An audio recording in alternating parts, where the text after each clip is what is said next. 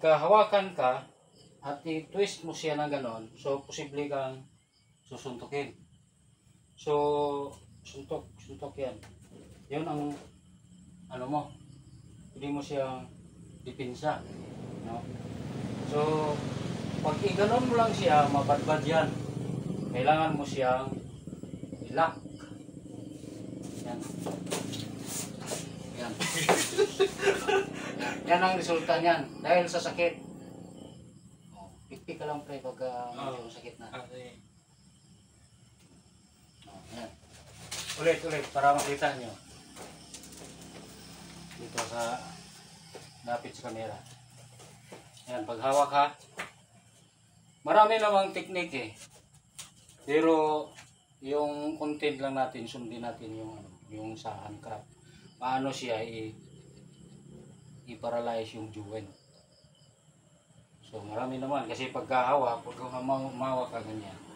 Marami naman, pwede mo naman ano yan. Pwede mo siyang gamitin ng karate. Ayan siya.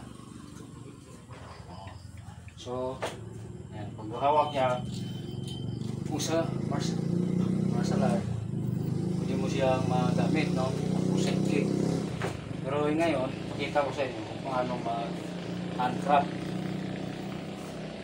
Then, paano mo paralyze yung ano niya. So, twist siya, ganyan, tapos hawakan mo dito. Kasi ito siya ng mga purpose, para sa mga pambabae, pwede siya gamitin. Kahit malaking tao, no? Tapos i-lock mo dito, kamay mo, yan, ganyan. Try nyo, masakit yan. Ganyan. Yan siya. Ulit. Ganyan. Pag susuntok yung kabila, salag ka. Pwede mo siyang lock. Yan siya. Okay.